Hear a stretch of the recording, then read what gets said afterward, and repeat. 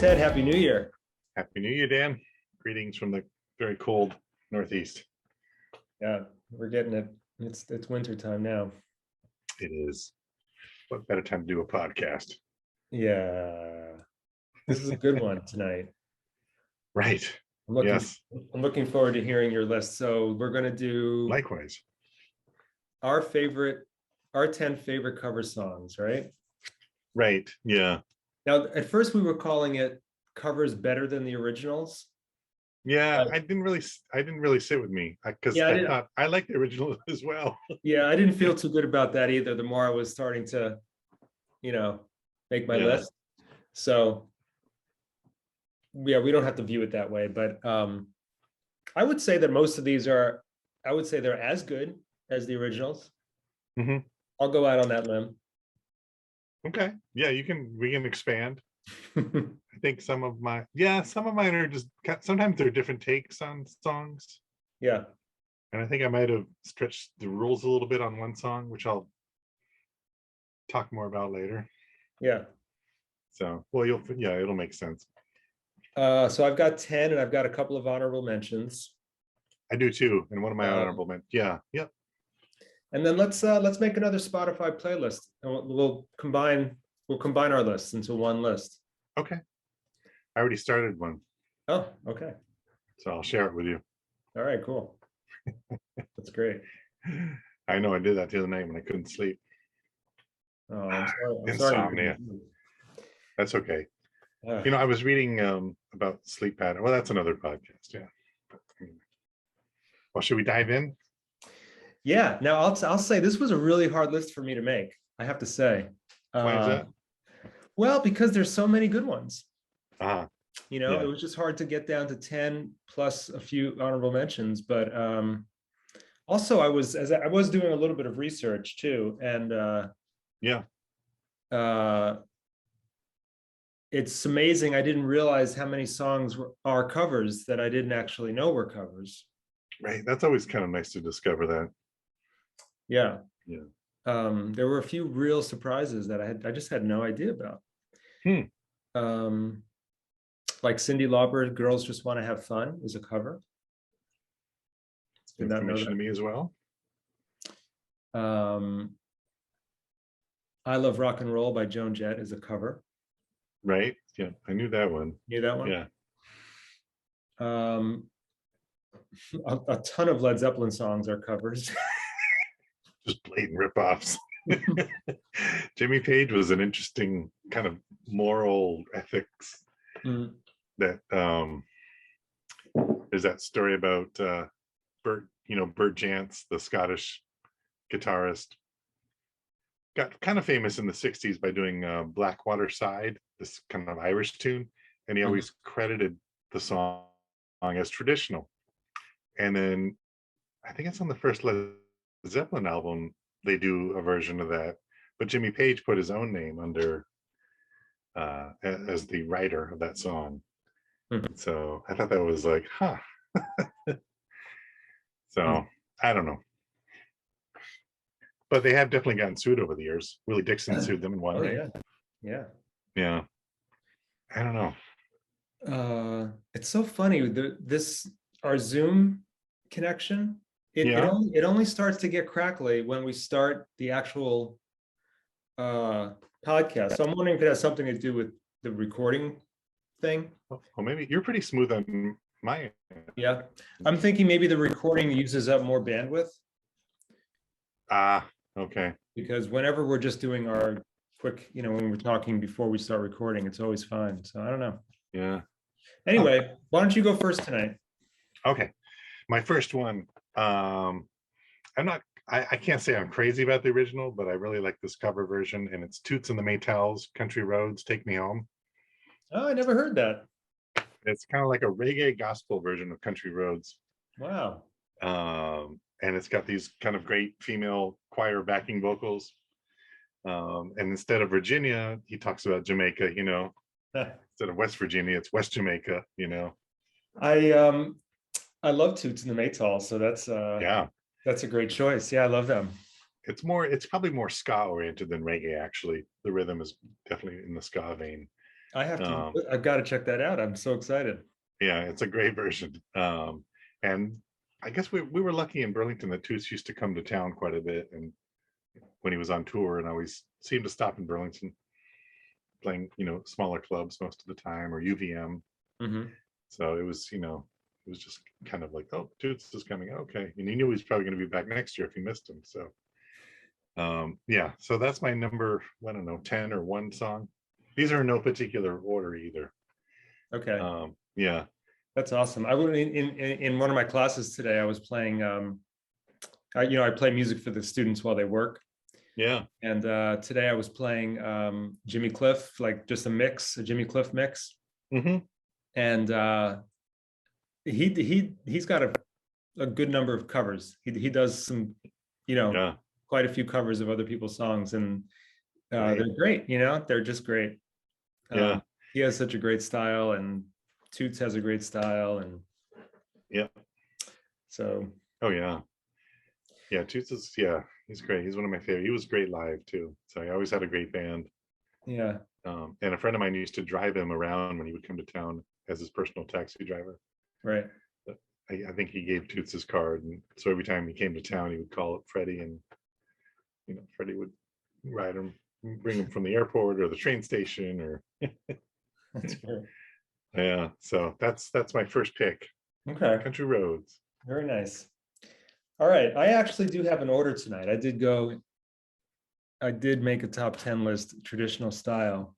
Oh. So I don't know why I was in the mood to do that, but so my number 10 is one of the Beatles' early hits. Before they started writing original songs, they were covering quite a few people. Right. Yeah. And their version of Twist and Shout is my Isley number Brothers. 10. I mean, what they did to that song is just unbelievable. It holds up. It totally holds up to this day. It's just a great, pure rock and roll song. Yep. John Lennon's vocals, he famously shredded his throat to do those vocals, and like pushes his vocals big time. Yeah. Yeah, he couldn't sing again for like a number of days after that. He had to. He just went for broke on it. Yeah. And I guess it was the Isley Brothers who made it famous in the States. The Isley Brothers. Yep. It was written by Phil Medley and Burt Burns, I found out. Cool.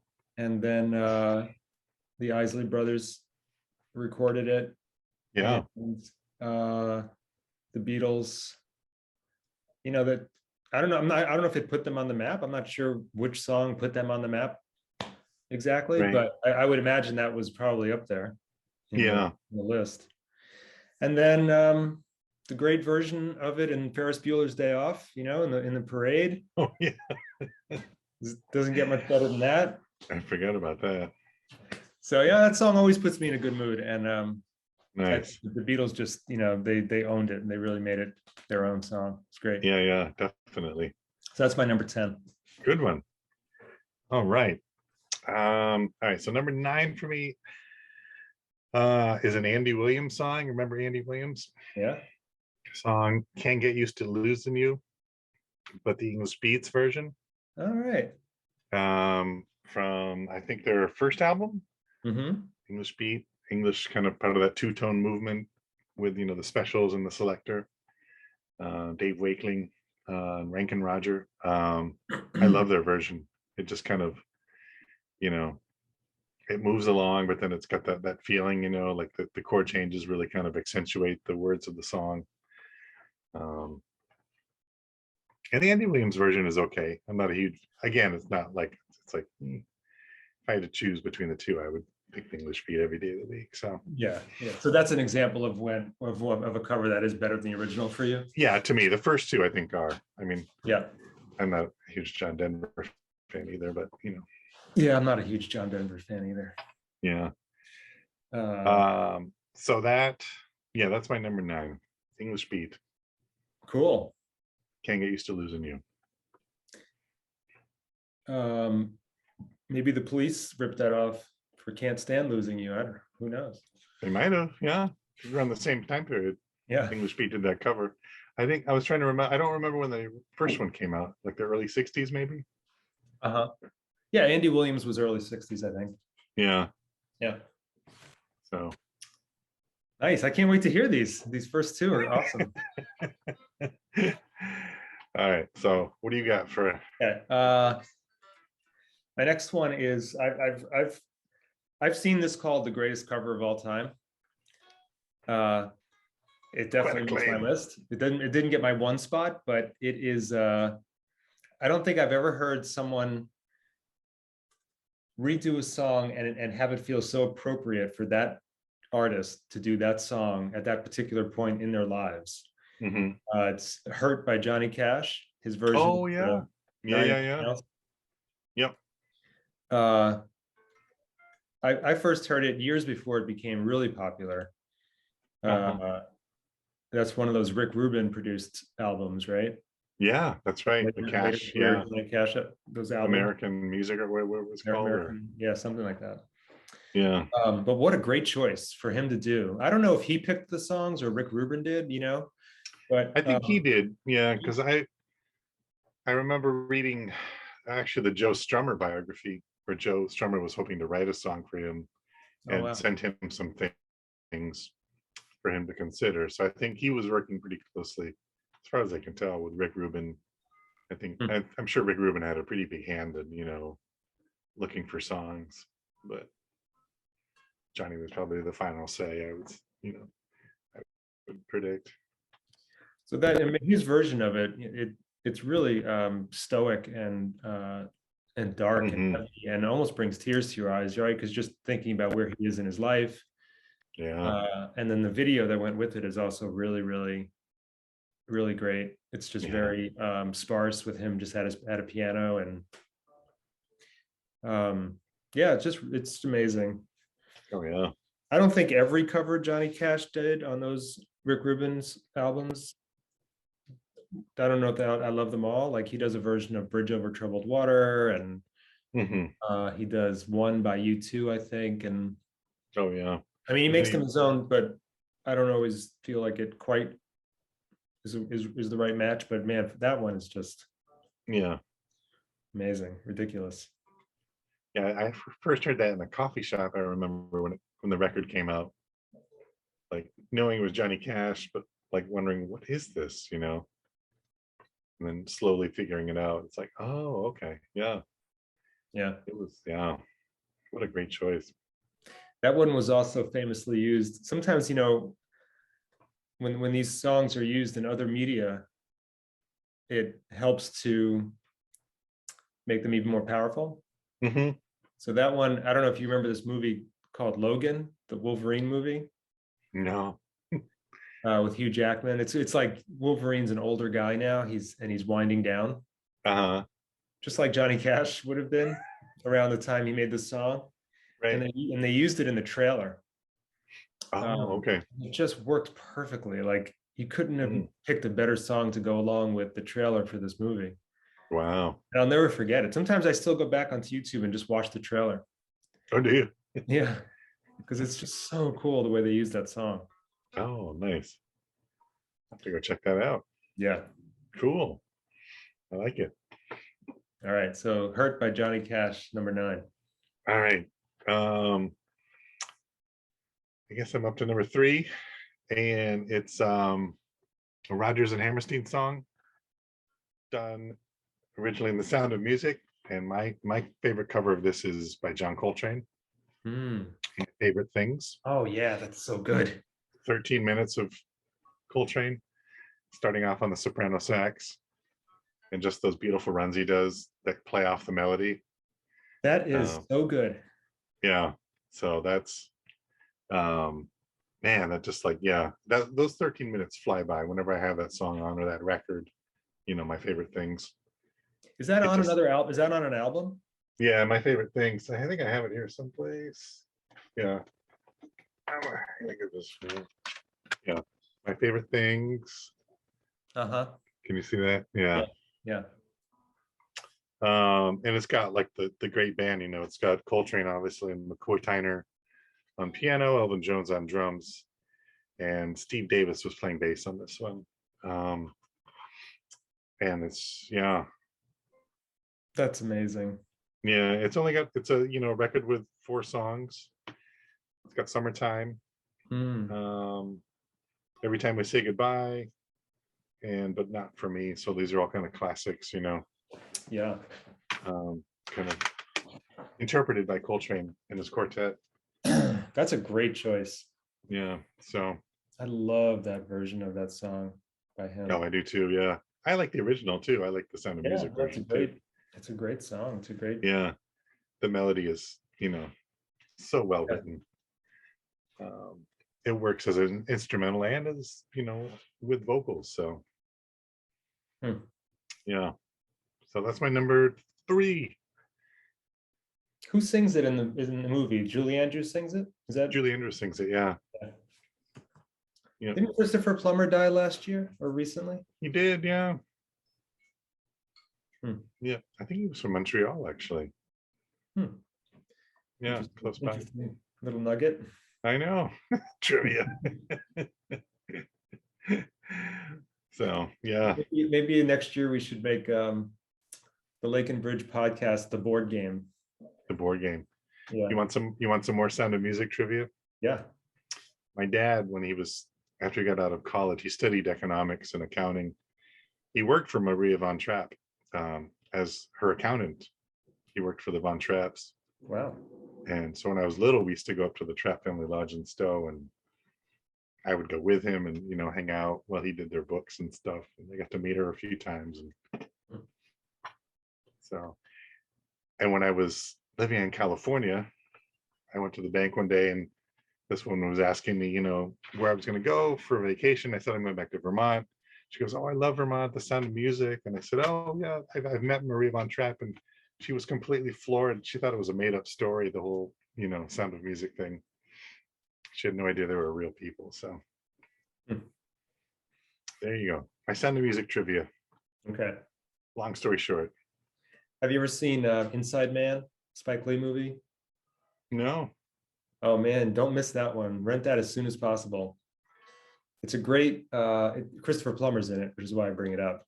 Oh, okay. But it's a great performance by him toward the end of his career. And it's a great movie. It's really like a caper, like a heist movie. It's Okay. very different for Spike Lee. But When did it come out? Maybe the mid aughts, maybe Okay. 06, 07, like maybe around there. Mm.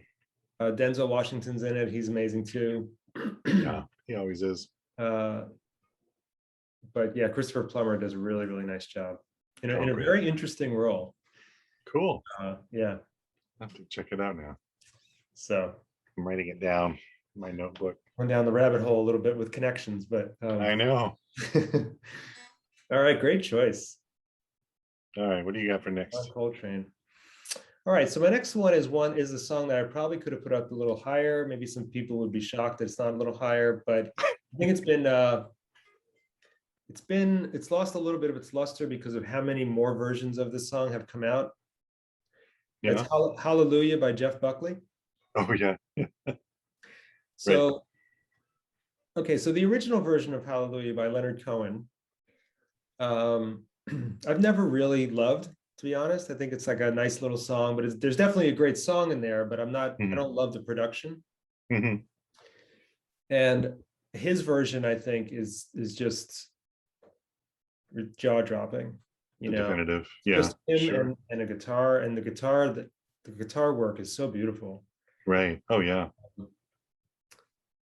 And then there are all these other versions came out after Jeff Buckley did his cover, right? There's the version in Shrek by Rufus Wainwright.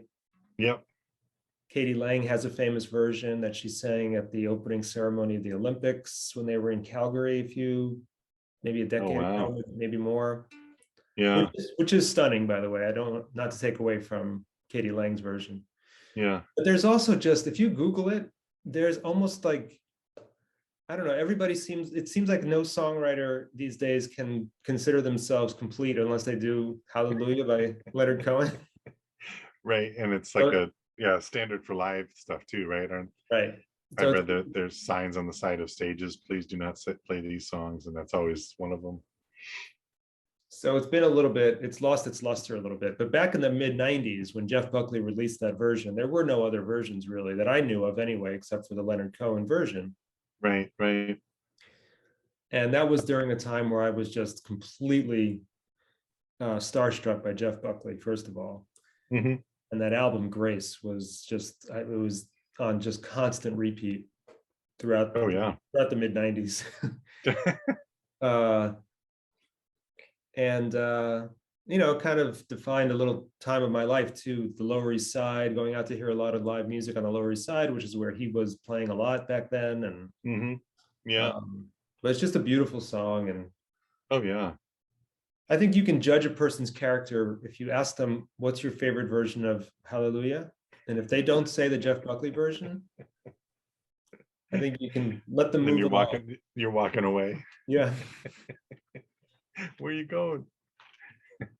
And That's God help true. them if they don't even know the version by Jeff Buckley.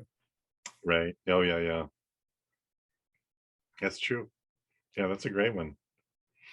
I just Yeah. listened to it this morning just to get ready for this, and I'll tell you that the same emotion stuff happened. It was just goosebumps all over the place, Hmm. um, and then of course the sadness of him being gone, but Oh yeah. just in part of the story too. I think, did you ever read that book? I think, who wrote it? Daphne Brooks. She's a professor at Yale on African American studies.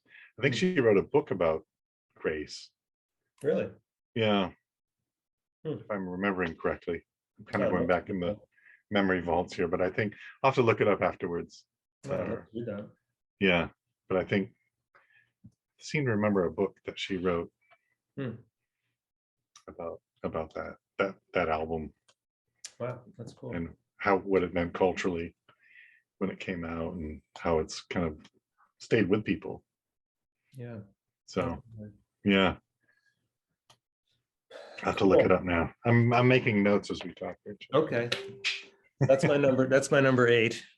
All right. I'm sorry I have to keep getting up, but every time this cat opens the door, I've got to close it because I've got the humidifier going. Yeah, yeah. Sorry about that. Okay. All right, you ready for my next one? I am. This I'm one, very excited to see if we have any of the same ones too. I know. This one is I discovered late one night. Again, my insomnia crept in, and I was on YouTube, and I don't know how it came up. It's by that jazz trio, the Bad Plus, um, with Wendy Lewis singing on it, and it's Lithium, a cover of Nirvana's Hmm. Lithium, Uh-huh.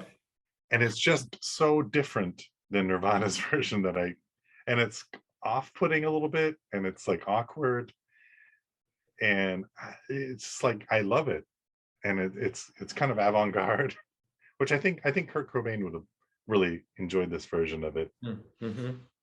It's kind of spiky and angular, and they play with the rhythm a lot, of the vocal melody, and I can see where it wouldn't be for everybody, but it's just really cool and really inventive. So Lithium by the Bad Plus, with Wendy Lewis, who I think she's based out of Minneapolis. She's a singer, Mm-hmm. singing the part of Kurt Cobain.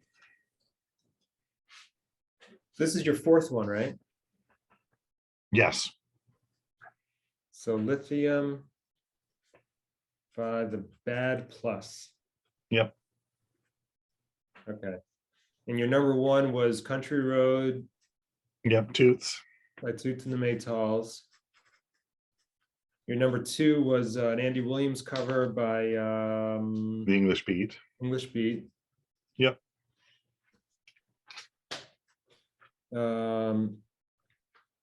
And what was your number 3 again? My Favorite Things. Oh yeah, right. Okay. By John Coltrane. Yes. Okay. Well, and what was the name of that Andy Williams song? Don't. Can't Get Used to Losing You. Can't Get Used to Losing You. Okay. All right. Okay, my number 7 is Nothing Compares to You by Sinead O'Connor. Written, of course, by Prince. Yeah. I don't know if Prince had a version of it yet at that point. I know he does now. Right. He later recorded his own version, which I think is only a live version. I'm not sure he ever did a studio version. I think you're right. Yeah. I remember after he passed away, there was videos going around, and one of them was him doing that live someplace, like at a rehearsal studio or something. So his version is also really cool and beautiful. But oh yeah, you know, that version by Sinead O'Connor is kind of iconic. It's iconic. It's kind of in its own hemisphere, stratosphere, right? Atmosphere, whatever you want to call it. Yeah, yeah. I love the production on it. It's a little 80s/90s, but that's okay. Right, it doesn't go too overboard. No. And her vocals are so beautiful, and the video is also, again, you know, really stunning video. Oh yeah. Yeah, that's a good choice. Yeah, and it really does hold up still, big time. Oh yeah, it does totally. Yeah, and it's like, yeah, you're right. It lives in its own world, I think, that song. Yeah. Yeah, the way her delivery, her performance. Yeah, it's pretty incredible. Oof, yeah, it's a powerful one. Gets to you, that one. I know, it does. Man. All right, I'm writing yours down too. All right, you ready for my next one? Yeah. This is a Burt Bacharach and Hal David song, originally done by Dionne Warwick, which I like. And then in the 80s, it was done by this English new wave band with really bad like drums, Naked Eye. And the cover that I like was done by Dionne Farris, who was in Arrested Development, and she had that great solo record, and Charlie Hunter, the guitar player. And it's Always Something There to Remind Me. Now the 80s version has those horrible drums that just drive me crazy every time I hear it. You know. So you don't like the Naked Eyes? I like the original. I don't. Yeah, I'm not crazy about the Naked Eyes one. Okay, that's the one that's famous, right? That's the one that's famous. Dionne Warwick does a version which I like, and then Dionne Farris and Charlie Hunter, who I used to see in San Francisco.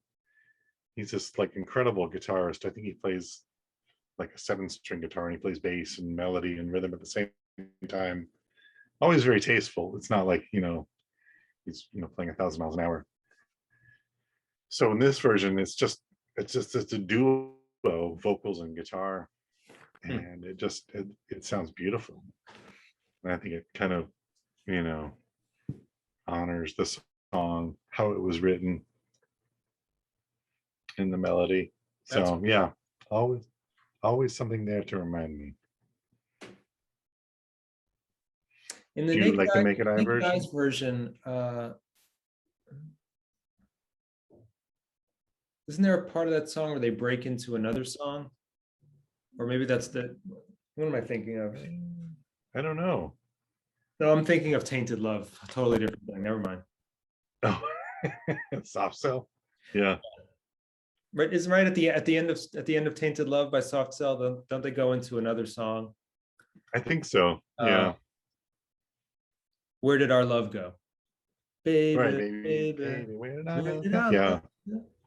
They do a little mashup before mashups are big. Right. Yeah. Which has nothing to do with Always Something There to Remind Me, but they're kind of related. Yeah, they are kind of related. Yeah. The cover versions. Yeah. Yeah. All right. So there you go. Love it. I can't wait to hear it.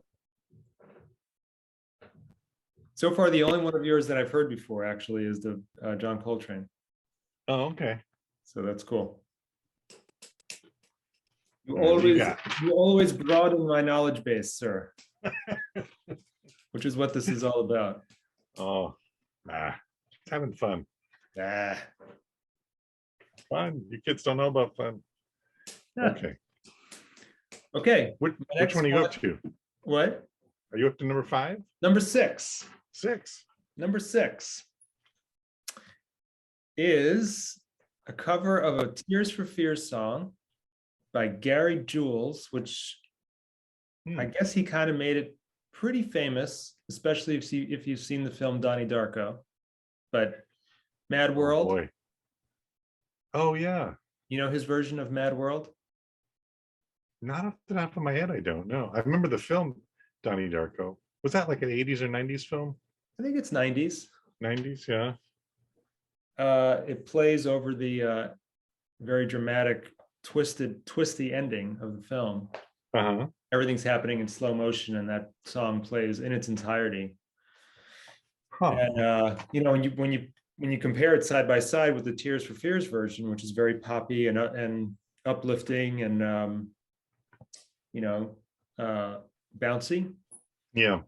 I mean, it's not totally bouncy, but it's Tears for Fears, you know. Right. And then he does it in this style of just like this really plain stoic piano. Okay. Just an acoustic piano. Very haunting. Yeah. Yeah, I think so. And Ah. very moving. But it will also become much more powerful to you if you watch the film again. I mean, play it by itself for sure, and it's very moving and very emotional. But when you play it in the sequence of this part of the film, it's really cool. Wow. I have to go check. I don't think I know that version. I have to go check. And I don't know much about Gary Jules as an artist. Do you know him? No. Did he have other songs or? I don't know much about him. That's bad homework by me. I didn't really. No, it's okay. Didn't look into him too much, but sorry, Gary Jules. But wherever you are, he did an amazing job with that song. Wow, I'm interested. Yeah, I'm intrigued now. That was from the first Tears for Fears record, Mad World. I think so. Before they got huge. Yeah. Before they went worldwide. It's a great song. Like, you know, they get all. Oh, it is. Yeah. Position. It's amazing. Yeah. It is. All around me are familiar faces. Washed out. Yeah. Oh yeah. Right. Yeah. That's right. Yeah, so go check out that version. I think you'll like it. All right. I got it. I'm writing it down. A handy dandy notebook. All right. You ready for my next one? Mm-hmm. This one comes with a little story. Ooh. I guess about maybe 7 years ago. I think my two older kids were still in high school, and I used to drive around a lot, bringing them places, Russell to the skateboard park and Charlotte to theater rehearsal. And my friend Ruben had a show on Friday nights on VPR Jazz. And he played this song. This is where I'm not sure if it's a cover or not. It kind of is. It's a Claude Debussy song done by Kamasi Washington. Clair de Lune. You know the Clair de Lune song? It's part of that larger suite that Debussy wrote. I think it's like the third in the suite. I probably would know it if I heard it. And so he played the song one night, and I was just like, it was so moving. It was so beautiful. The way Kamasi Washington interpreted this kind of European classical song, and brought it to almost like a jazz format. With these beautiful harmonies and arrangements for tenor sax. And yeah, so Clair de Lune, Kamasi Washington, is from his great record, The Epic, which is a 3 CD record. And Winnie and I actually saw him. He came to Burlington and played at the Jazz Fest. And it's one of the loudest jazz concerts I've ever seen. It was also one of the best. It was just amazing. His dad played with him, you know. And I think he was, you know, afterwards the band they played at the Flynn and they packed up their own equipment at the end. They didn't really have any roadies. And he came out and was like wandering around the lobby talking to people and getting pictures taken. And so, but it's just a beautiful, beautiful version of that song. Wow. So Clair de Lune. So I don't think Debussy was ever on the pop charts or anything, but yeah. Probably not. 120 years ago or whatever, when it was written, early 1900s, I think. I wonder if they had pop charts back then. I don't know.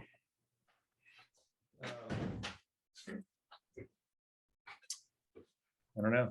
So, this is So, kind of maybe this is a good time to even just talk about the idea of why covers are so cool. mhm, Like if you're an artist, if you're a musician, you have an option all the time to write an original piece or try to yeah, interpret something by someone else, And when you go for the second choice, you're kind of getting a little bit of a freebie in a way, because people are going to already know. I mean, unless you're covering something really obscure, right, right. that people are going to already know it and they're going to kind of gravitate to it, and it's going to be ear candy for them a little bit. And it's you already kind of have a win, Hmm. but it's still so cool when an artist just takes it in a direction that's so Yeah. uniquely different, and Hmm. makes it almost their own thing. And then that kind of like gets at the question of what is originality really, because Right. if you're taking something that's already created and you're sort of recreating it, Hmm. should you get some credit for the artistry, like for the compositional structure and finality Yeah. of the piece that is made? I don't know, but I'm not it's sure. really Yeah. cool. Everyone It's loves a kind of covers. kind of an ethical, moral question there, I guess. Yeah. Uh, you know, um, yeah. I don't have to. Would you have come up with those ideas if the song hadn't been there? Maybe, in a different song or different, Yeah. I don't know. There is one trend in covers that is starting to get a little bit old for me, which is like the sort of stripped down one acoustic guitar, like taking the craziest song you could think of, like Enter Sandman by Metallica or something, and Hmm. just turning it into this really haunting acoustic guitar, Oh yeah. like with a lot of reverb on the vocal, Uh-huh. and Uh-huh. maybe some really like uh you know I don't know, kind of standard way that singer songwriters are singing right now, Mm, singing that yeah. style, and just making it really moody. Oh, okay. I'll have to look for those. I know. And that seems to be a trend that's, I don't know, maybe when it started, but Yeah. and it's used a lot in soundtracks, that style of a cover. Oh, okay. You'll be Yeah, I don't sitting watch enough there, new movies. Yeah. yeah, you'll be No, sitting no. there watching an episode of some show you're into, and suddenly there's like, a very, very gentle, haunting guitar starts, and suddenly Uh-huh. you realize it's like, a cover of a very famous song being done very differently. Ah, okay. Um, I don't Interesting. know why, but it feels like that's being done a lot. It, is it overdone, you think? Probably the first couple of times it was cool and Yeah, interesting. maybe it's getting a little bit overdone. Lazy. Yeah. Yeah. Yeah. Yeah. Sometimes if they know something works, oh, do that thing where they did, Yeah. yeah, take Paradise City by Guns N' Roses and make it acoustic. Yeah. Exactly. Right. Interesting. That'd be another good Which show. I mean, some of them really do work really well, but Hmm. I like I kind of missed the time where covers were done really they would do something totally different, quirky out of a Yeah. cover. Right. Right. And maybe, I don't know. Yeah. No, that's true. Yeah. There's a couple. Yeah. There's thinking about covers. I thought of some that was like completely different. Yeah. And I'll wait to talk to them because they might show up on your list. So I Right. won't It say might who. show up on my list. Yeah, or it might show up on my list. I don't know. All right. Is it my turn? Yeah. Okay. My next one is a great cover by Talking Heads, Take Me to the River, the Al Green song. Oh yeah. Yeah. That is so great. Yeah. Um, the original is also great, obviously, but Right. I really do think Talking Heads like reset it as something really cool and different and new. Yeah. And obviously, taking kind of an R&B hit from the 60s and turning it into an 80s kind of synth punk, Yeah. or at least that's what they were, and but Right. they maintained that quality to it that is the Al Green song, but Right. it's definitely more electronic. Uh-huh. um, Yep. it's so cool. And Yeah. then Yeah. sorry, just No. the version of it from Stop Making Sense Mhm. also is really, really cool. Oh, it is. Yeah. They had a killer band too. Yeah. For the Stop Making Sense tour. Yeah, and David Byrne is never going to be Al Green. So there's something interesting about those kind of nerdy, vocals that he does. It's kind of like so different from Al Green, It's like white guy from, Maryland or wherever he's from doing this. But then you have like Tina Weymouth and Chris Frantz kind of locking in. They're a great rhythm section, So they kind of like honor that, the original with a really cool bass and drums pattern, Yeah. And then some interesting keyboard parts. Yeah. Yeah. Like I think if it was anybody but David Byrne singing it, it might have not worked. Huh. But just from my own personal feelings, I think because it's so kind of quirky and like so far away from Al Green that it works. I like how slow it is. Mm-hmm. And they took out that horn part, do do do do. Yep. Do, do, do, do. But yeah, I always loved it. I thought that was very cool. Yeah. Interpretation. Oh yeah, definitely. Cool. Yeah. Another good choice. Yep. All right. 1, 2, 3, 4, 5. Yep. All right. You ready for my next one? I'm ready. This is a Bob Dylan song. Shows up on a Neville Brothers record called Yellow Moon in 1989 with God on Our Side. I think Aaron Neville is the Neville brother that sings on this one. And his voice is just, it's like sent from the heavens, even, on record. And if you've ever seen him live, it's just like this, wow. It just, it takes over everything, in a good way. Mm-hmm. And it's a record produced by Daniel Lanois, so the production is beautiful on it. Everyone kind of understands the song. What's the name of the song? With God on Our Side. God on Our Side. Yeah. And it's off Yellow Moon, which is one of my favorite records of all time. By the Neville Brothers. And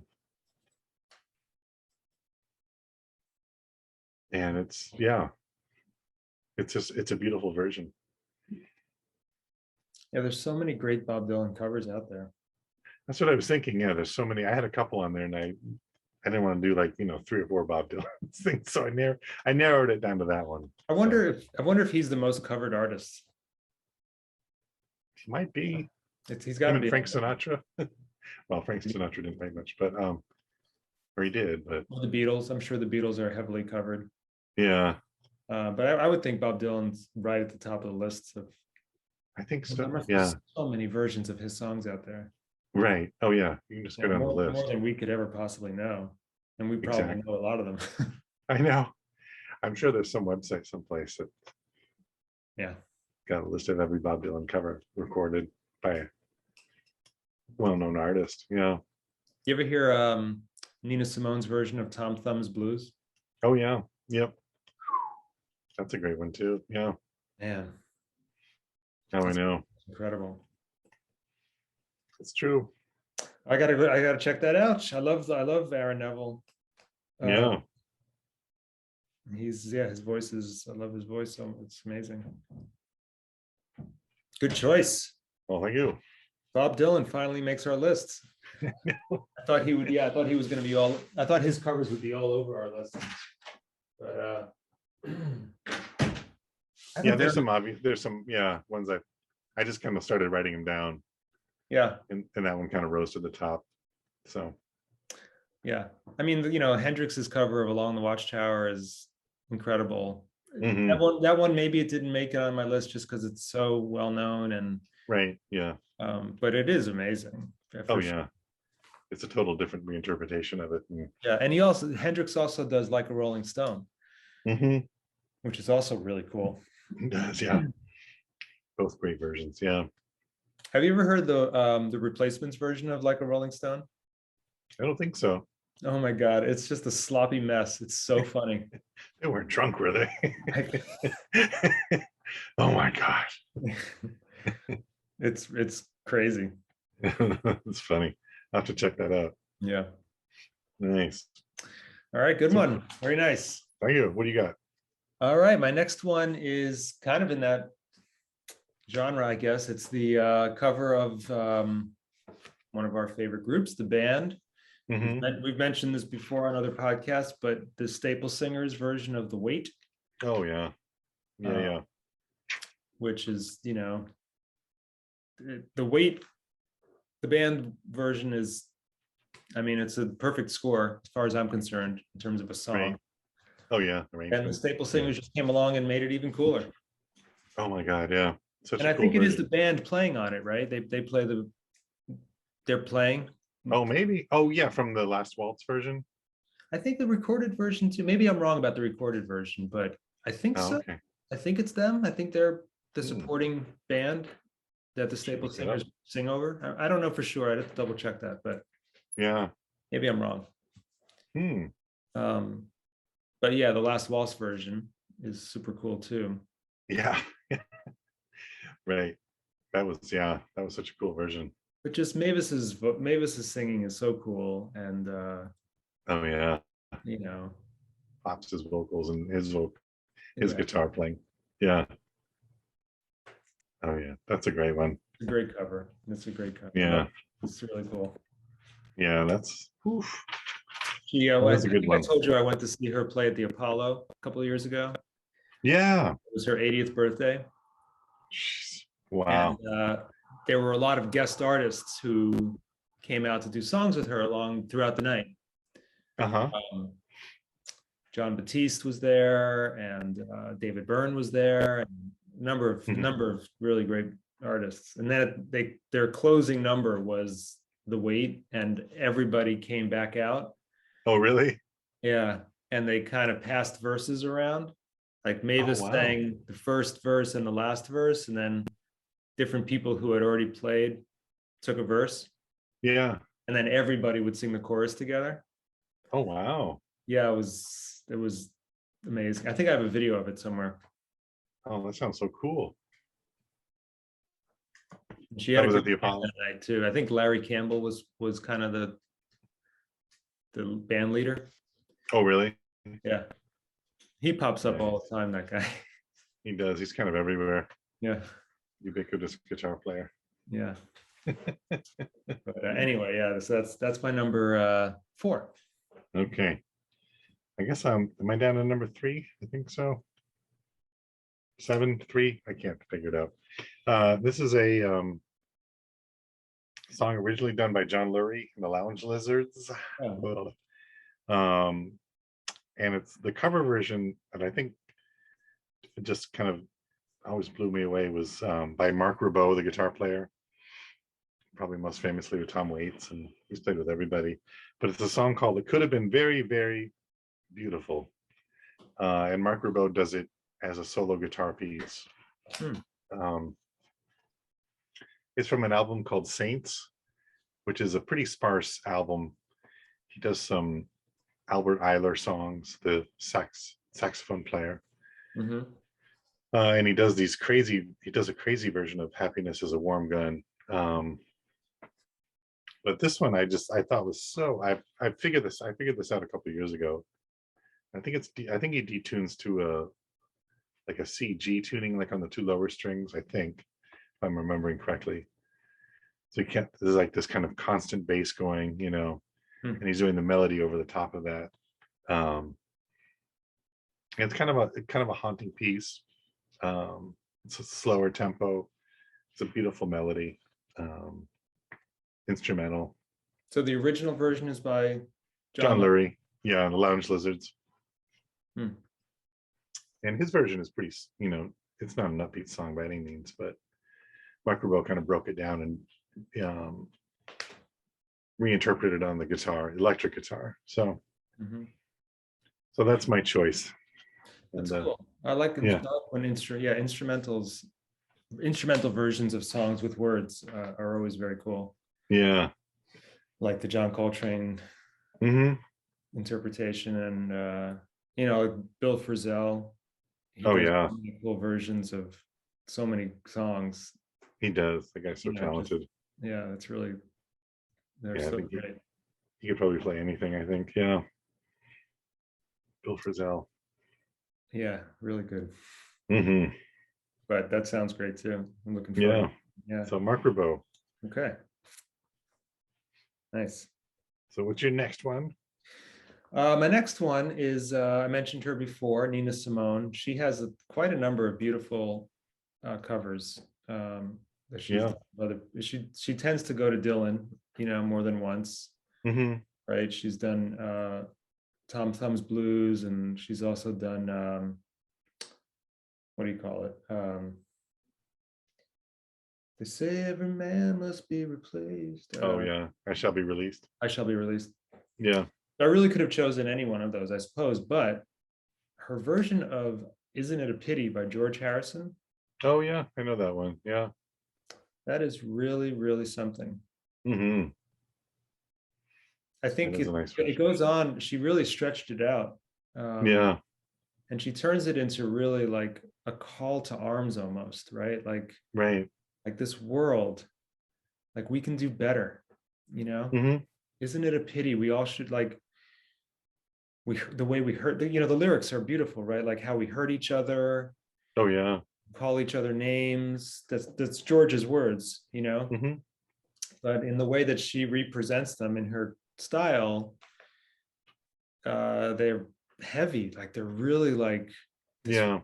this world we live in, what is wrong with people, Right. and when are we going to start doing better? Yeah. um it's really beautiful. Yeah. Oh, definitely. Yeah. I have that version on a record someplace. Yeah, I agree. It's a great song, and it can be, yeah, interpreted in a lot of different ways, Yeah, on a personal level or on a larger scale, Yeah.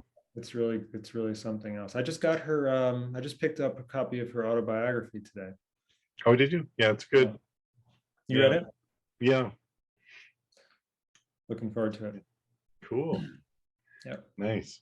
So that comes in at number 3. All right, we're getting towards the, I don't know. I didn't do mine in any order, so get nervous. All right. My next one is cover of a Ray Charles song. I got a woman, but it's redone by Shirley Horn. I don't know if you're familiar with Shirley Horn. I am.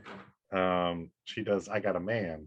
And it's on the album that she did that was a tribute to Ray Charles, where she does a bunch of Ray Charles songs, and that one always stood out, for me at least. She's got a great band. It's kind of an upbeat version of that song, and her voice, I think she's just one of those singers. She doesn't have an incredible range, but the way she uses her voice is just perfect every time.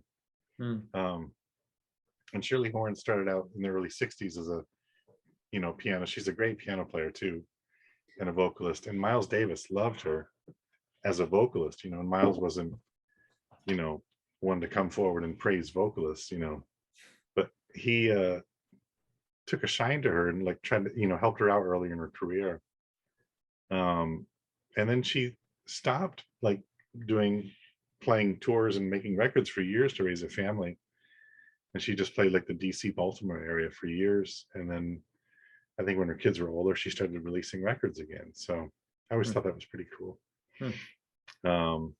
So yeah, I Got a Man by Shirley Horn. Did the Beatles cover I Got a Woman? I don't know. For some reason it's ringing a bell in my head, but I could be wrong. Yeah, I don't know. All right, that's great. I'm looking forward to hearing that one too. Yeah. What do you know what year that came out? Shirley Horn's version? Yeah. I think she recorded that record in the early 90s. I might have it right back of me as well. Do I? I don't know. Somewhere. Oh, yeah, here it is. No. Yep, here it is. Oh, the writing's too small, Dan. This is the record, though. Got to do the old man glasses, right?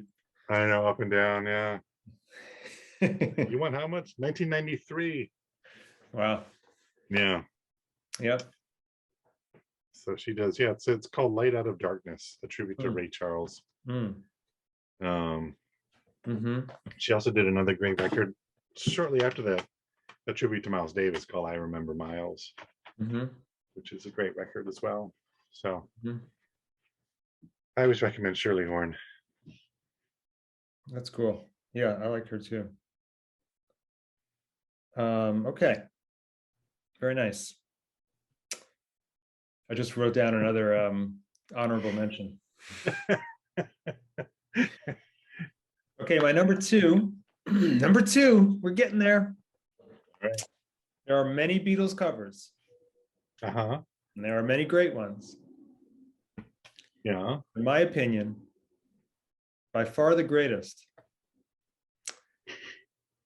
is The Stevie tension is killing me. is Stevie Wonder's version of "We Can Work It Out." Oh yeah. Yeah. I'm sorry, I just think that Agreed. that is as good as it gets. Oh yeah. I mean, Joe Cocker, I mean, amazing. I'm not going to Right. take anything away from that stuff. His, she came in through the bathroom window by Joe Cocker, a little help from my friends by Joe Cocker. Awesome. Yep. Oh yeah.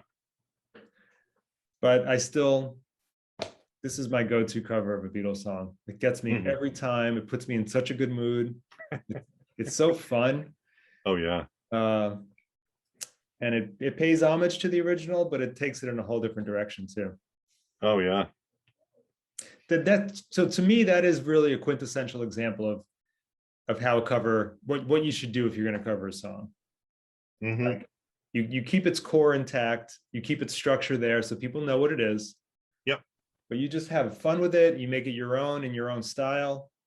Yeah. You change the instrumentation a little bit. Yeah. And it's just awesome. That's true. That is a great one. Really excellent choice.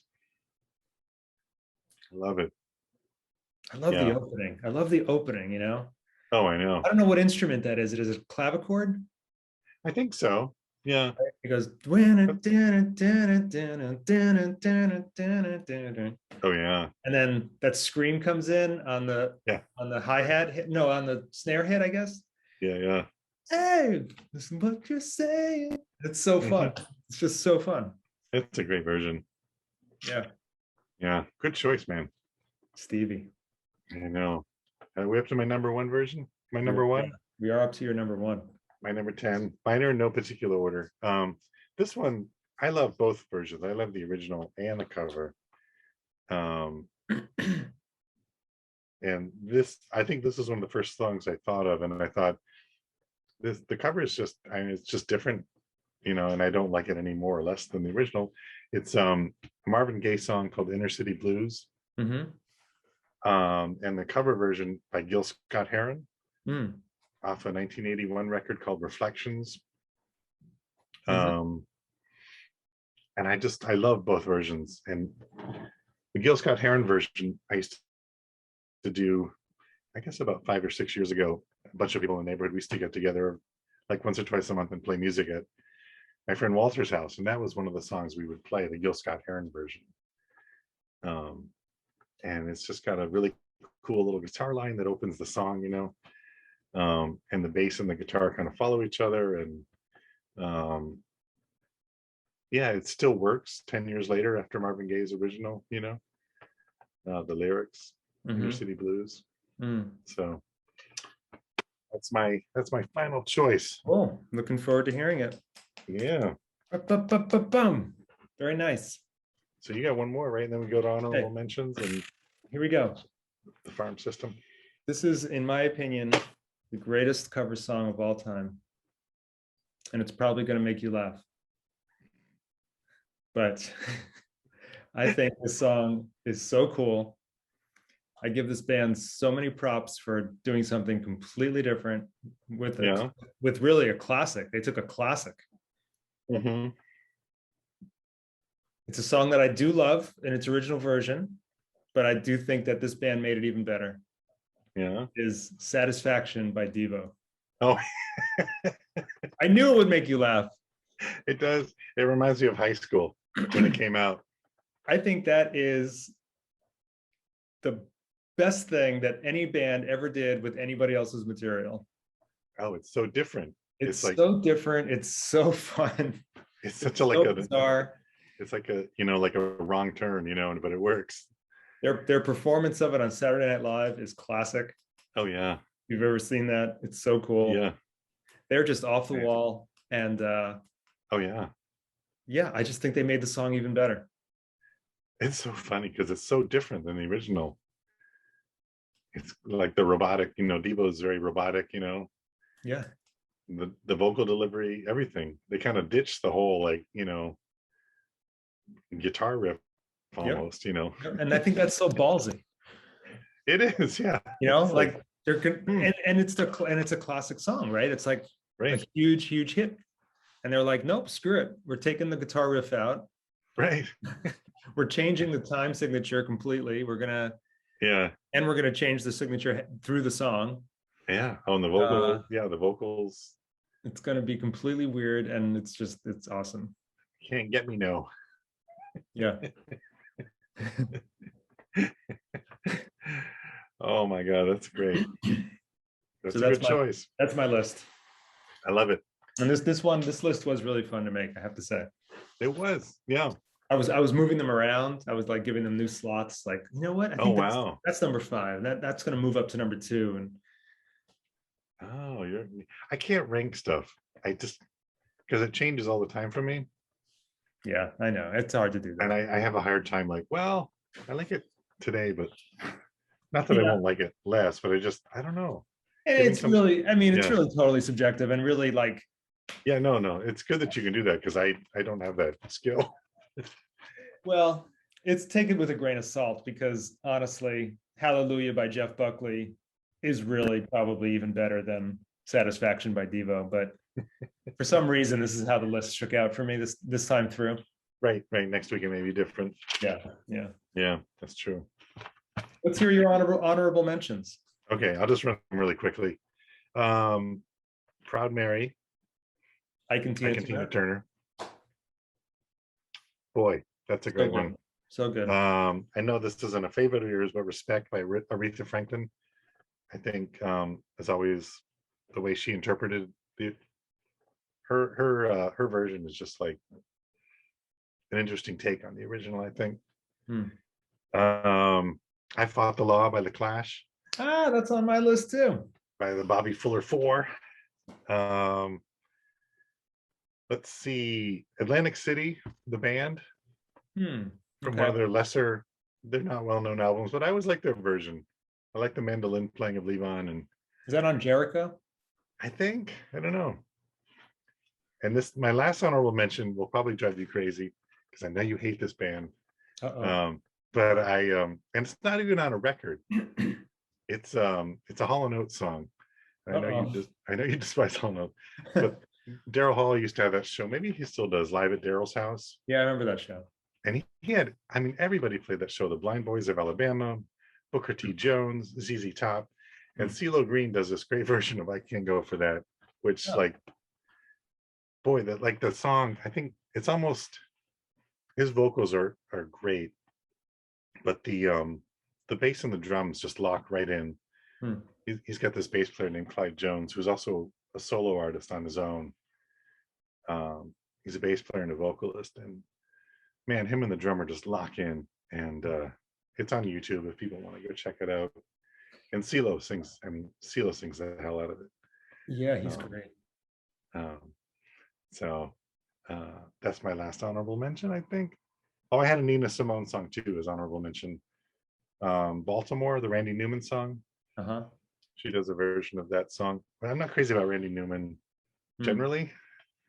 He always strikes me as some grumpy little guy. I don't know. I know he's a great songwriter. Yeah. And I'm maybe being controversial, but and the songs always seem kind of snippy to me, like when he sings, he always seems kind of like, I don't know.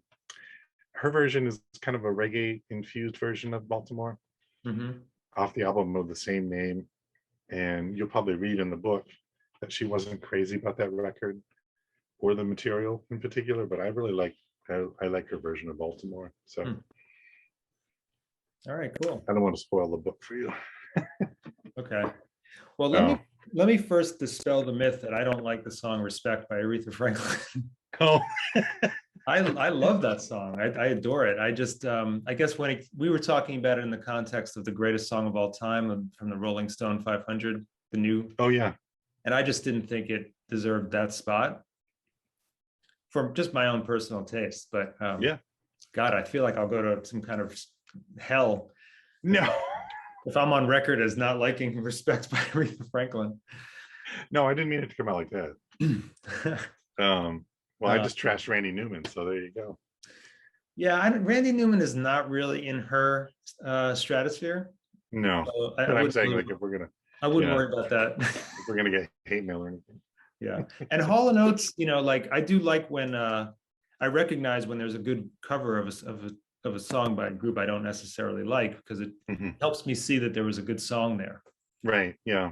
Kind of like what was one of my early ones that I mentioned?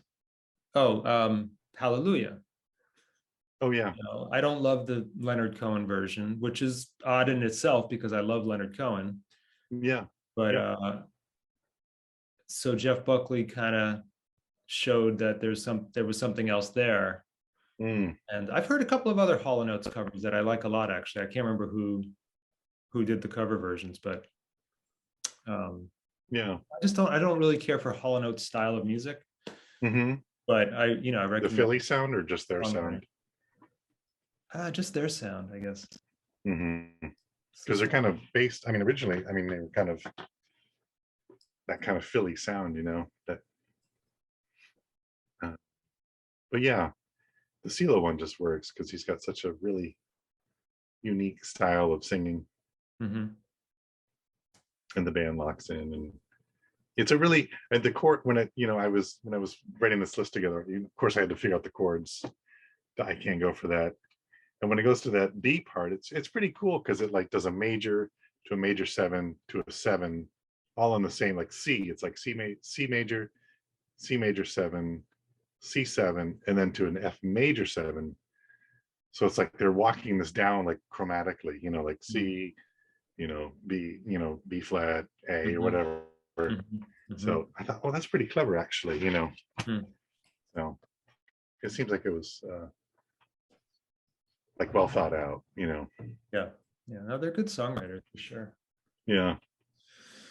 And I did like that show. That version of Atlantic City is so interesting because Springsteen's version is so haunting and dark. Yeah. Like that whole album is Nebraska. And then the band's version is quite peppy. Yeah. That's why I thought it was so different. Yeah. Yeah. And it's like really put some of the lyrics. Yeah. Yeah. So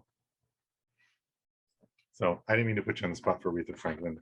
Oh no, that's okay. Who just walked in? Oh, that was Winnie. Oh. Okay, I have 4 honorable mentions. All right. The first one was also "I Fought the Law" by The Clash. Nice. The second one is Joan Jett's version of "Crimson and Clover." Yeah, good one. I love what she did with that. And so here's a really good example of a song, and we talked about this on another podcast, but I just called to say I love you by Stevie Wonder, which actually went on my list of worst songs by great artists. Oh yeah. Oh right. Who again, John Prine does this really beautiful version of it. Yep. So I really, really like that. And do you know a band? There's this band called Red House Painters. Oh, from San Francisco. Yeah, I remember them. They do a really beautiful version of Simon & Garfunkel's "I Am a Rock." Oh, I never heard their version of that. Yeah, it's really cool. Yeah. It's really kind of ethereal and meanders a little bit. Yeah. Really, it's a really nice idea that they came up with to restructure. Oh, cool. Yeah. I haven't heard that before. Nice. Yeah. There's a million other honorable mentions I could come up with, but those. Oh, I know. Yeah, there's so many. Go on and on and on forever with this. There's websites. Yeah. Yeah. So Are there versions? I was thinking also of cover versions that don't work. oh, that'd be an interesting list. Yeah. What comes to mind? Well, the first one that came to mind was oh, the Rolling Stones doing Just My Imagination. Uh-huh. And they did it on Some Girls, the record that came out, I think in 78. Mm-hmm. And it sounds like a high school band practicing in their garage. Like, Hmm. oh, that Just My Imagination. Yeah, let's do that one. How did the chords go? You know, oh Mm-hmm. yeah. And the Temptations version is just so beautiful, Yeah. the vocals, the vocal arrangements is just like glorious. Yeah. And the Rolling Stones is, typical. It's like raggedy and kind of almost falls apart a few times. And Mm-hmm. I guess there's something to that, but I didn't like it. I still don't like it. So Yeah. there. Let the hate mail begin. So you have did any come to mind? I know I put you on the spot, but Yeah, no, I'd have to think about that for a second. I'm sure there are many.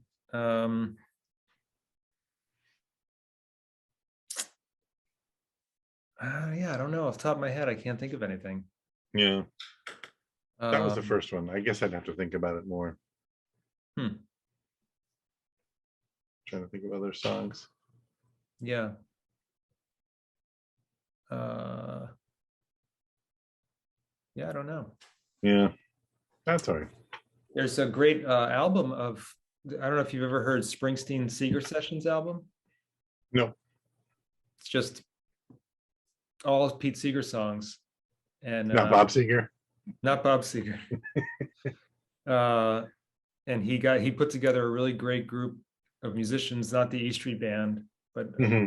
just a bunch of lesser known guys. I think they're sort of like a New Orleans bluegrassy kind of outfit, and he does them in a really fun, upbeat way. And he really, the whole album is just Pete Seeger songs.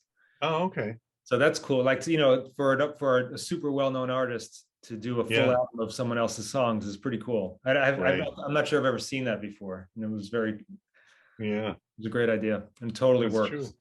Totally works. Yeah, it's hard to think. I can't think of anybody else off the top of my head. Yeah. Someone of his stature. David Bowie does a really great version of a Springsteen song from Springsteen's first album. It's called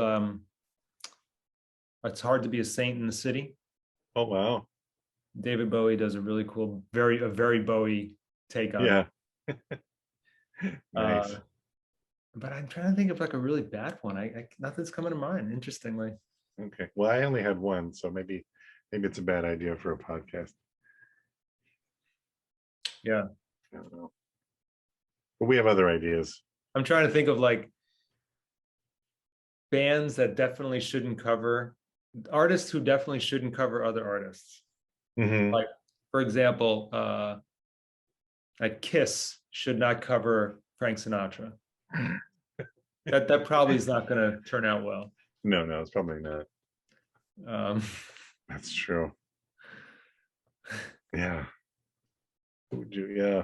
Motley Crue should not cover, the Beatles. Probably not going to work out great.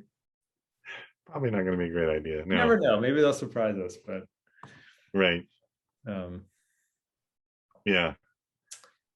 Well, didn't I'm trying to think of weird cover.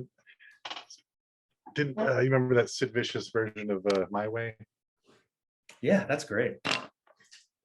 That's Oh, that shouldn't work, but someone else does a great Frank Sinatra cover. Iggy Pop. He does. oh yeah, right. Do you remember which one he does? Trying to tip of my tongue. Shoot. I should look it up while we're here. Anyway, it's pretty good. What is that song? It's Not My Way. Also, Did he do My Way? are you looking it up? Yeah. Oops, can't spell Frank Sinatra. Let's see. Only the Lonely. No. Hmm. It didn't come up. That's weird. Maybe I was Just Only the Lonely came up in 58. Frank Sinatra's version of Only the Lonely. Oh, you didn't look up Iggy Pop? I did, yeah, but that's. Oh wait, here we go. Yeah, that he did a whole. Back in 2012, he did a whole covers record. Or maybe it's not Frank Sinatra. Maybe I. Let's see. He did Everybody's Talking, this cover record, Everybody's Talking. That's what it is. I'm sorry. What was I thinking? Frank Sinatra. Right. Yeah. Everybody's Talking. From Marathon Man. Midnight Cowboy. He does Michelle on that record. Hmm. Yeah. Interesting versions, I'm sure. I never heard that record. Well, no, his version of Everybody's Talking is really good. Yeah.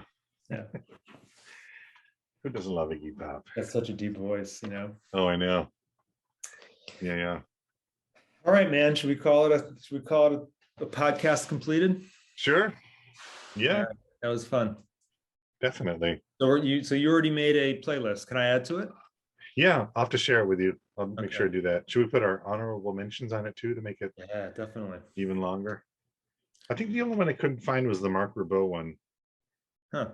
I think they have the John Lurie one, so maybe I'll put that one and people can go look it up on YouTube. I'm sure it's on YouTube. Okay. But it wasn't on Spotify. Let's make sure we lock it this time so it doesn't get hacked. People are after us. Yeah. That's right.